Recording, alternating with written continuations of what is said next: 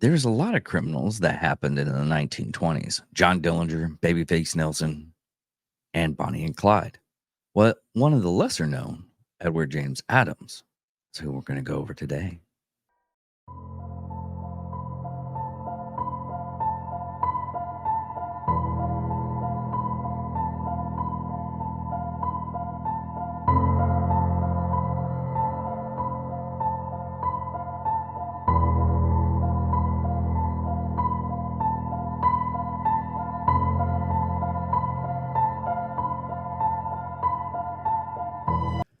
We here at Angry Me Production want to thank our sponsor, Mobile Notary Mindy. She's certified with the National Notary Association. She's also bonded and E&O insured. She offers a wide range of services including wills, powers of attorney, medical documents, healthcare proxies, living wills, certification of trust, assignment of personal property, HIPAA waivers, advanced healthcare directives, and 99 verification. You can find her on Facebook, TikTok, and Instagram at Mobile Notary Mindy. You can also visit her webpage at TexasMobileNotaryMindy.com. That's TX, MobileNotaryMindy.com. Thank you so much and enjoy the show. Ladies and gentlemen of all ages, boys and girls, thank you for tuning in to yet another episode of Angry Me Production. We appreciate you coming in and letting us be a part of your lives, week in and week out. We hope to do our best to present you with something that your eardrums delight in. Whether you're looking at us on YouTube or Rumble, or listening to us on Spotify, Google, or Anchor, or any of the other podcast services that we are currently on or trying to get on, we thank you. And if you don't mind, at the end of every episode, stop by, leave us a comment, leave us a like. If it asks for 5 stars, we'll take 5 stars, even if you don't like us. 5 stars are what it's all about. With that being said, we hope you enjoy our attempt to make our advocation our vocation. Ladies and gentlemen, let the games begin. Welcome, Angry Faithful. Yes, that's right. We're going to go on a lesser known trip about Edward James Eddie Adams, who was born in 1887 on a farm in Hutchinson, Kansas, as William Joseph Wallace. His father died as he was young, and his mother remarried. He had a strong disdain for his stepfather as well as physical labor. He learned how to do the barber trade and moved to Wichita, Kansas in the early 20th century. There he met John Coulihan and quickly became involved in bootlegging, petty robbery, and car theft. Adams was handsome, charismatic, and attracted many women and hangers-on. His wife left him after growing wary of his illegal activities and infidelities. He soon formed his own gang and began committing bank robberies, train robberies throughout Kansas and Missouri and Iowa. That's kind of funny because you don't hear much anymore about train robberies, as that's not a crime that happens that much anymore. Eventually earning the reputation as the premier bandit in the Midwest by the early days of Prohibition.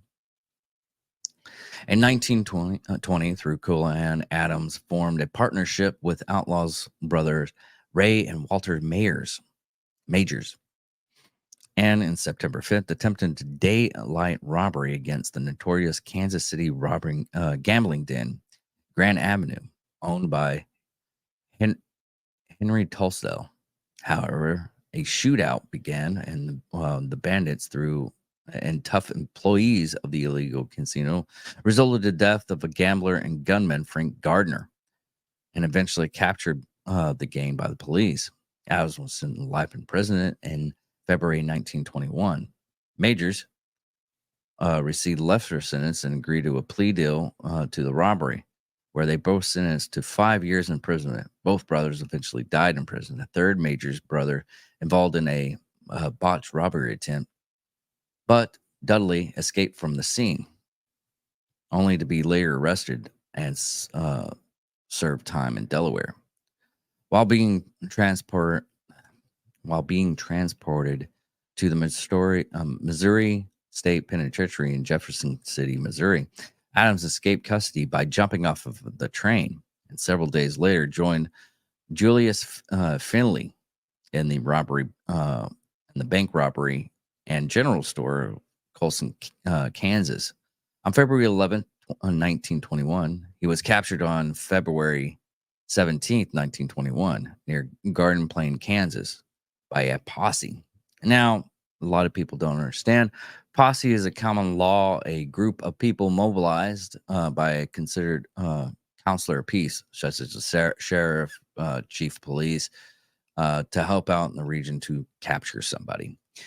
But after wrecking a stolen car under a bridge, convicted of bank robbery, Adams was sentenced to serve 10 to 30 years in Kansas State Penitentiary in Lansing, in addition to his life sentence in Missouri for murder. On August 13, Adams once again successfully escaped imprisonment after sabotaging the prison power plant and scaling the prison walls during the night.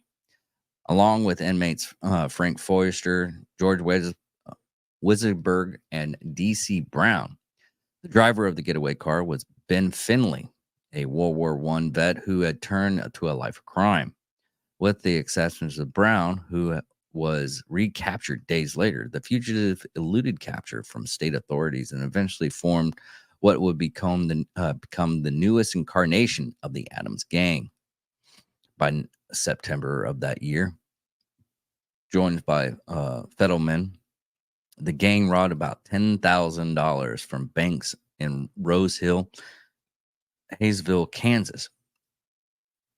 Hold on real quick. I'm going to find out how much it is in 2020.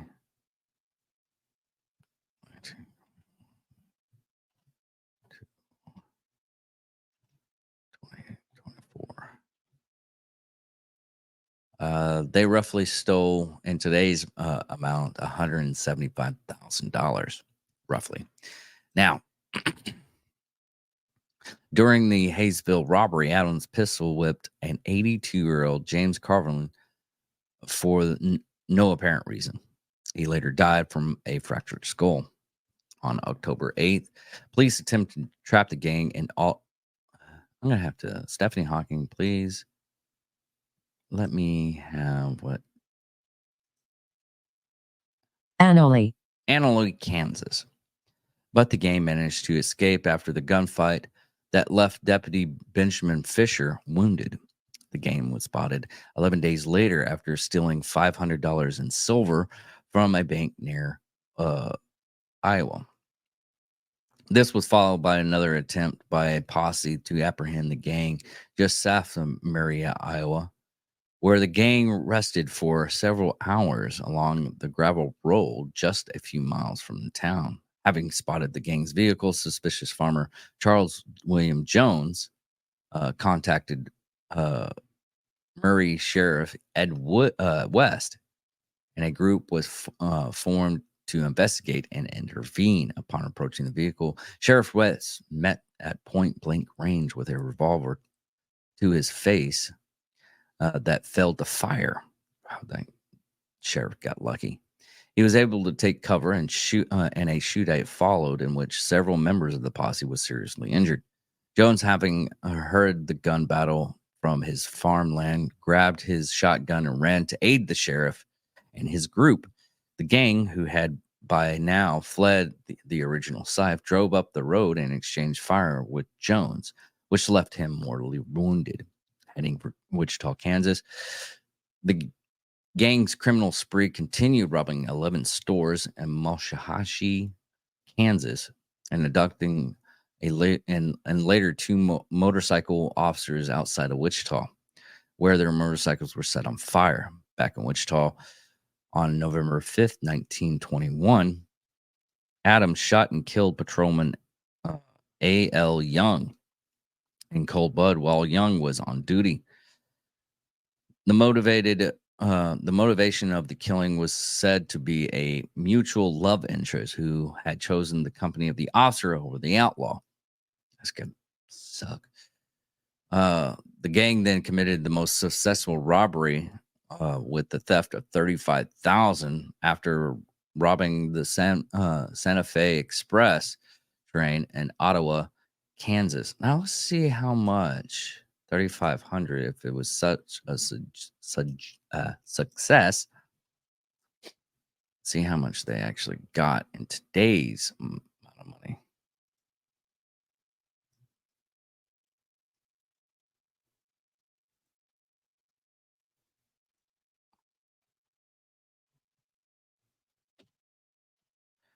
And that would be 579,000. Now, the inevitable downfall. On the evening of November 20th, 1921, Adams, along with Foster, Nellie Miles, a local madman, a local madam, and longtime friend of Adams, George J. McFarlane, a local thug and bootlegger, and two alleged prostitutes were joyriding around Wichita.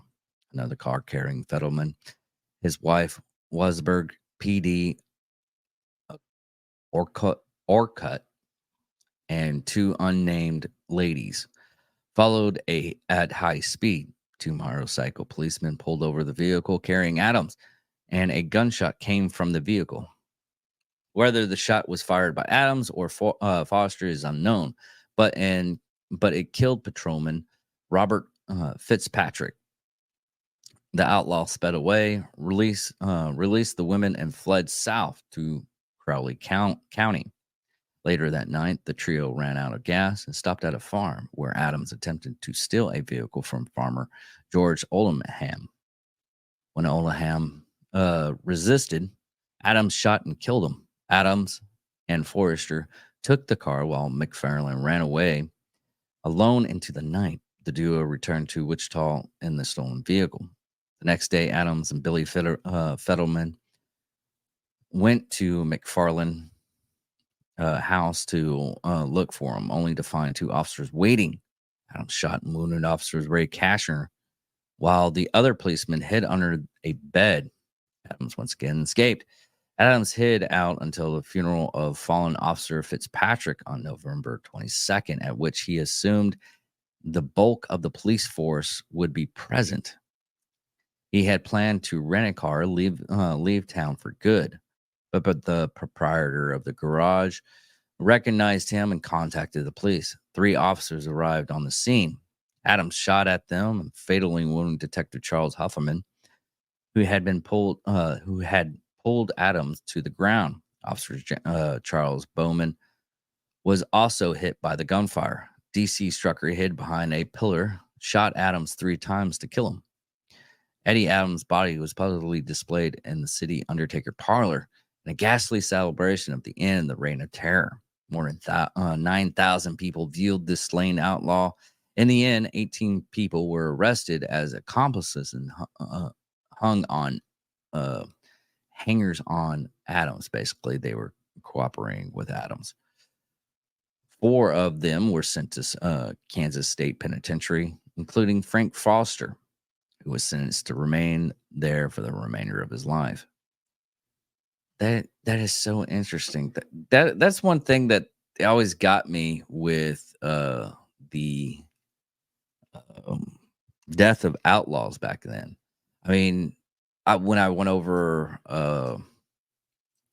Bonnie and Clyde, it was strange just when they were, the people there were trying to grab and get as much stuff from the outlaws, from either Bonnie or Clyde. The one dude even stole a finger. He basically chopped it off, and when Frank Hammond,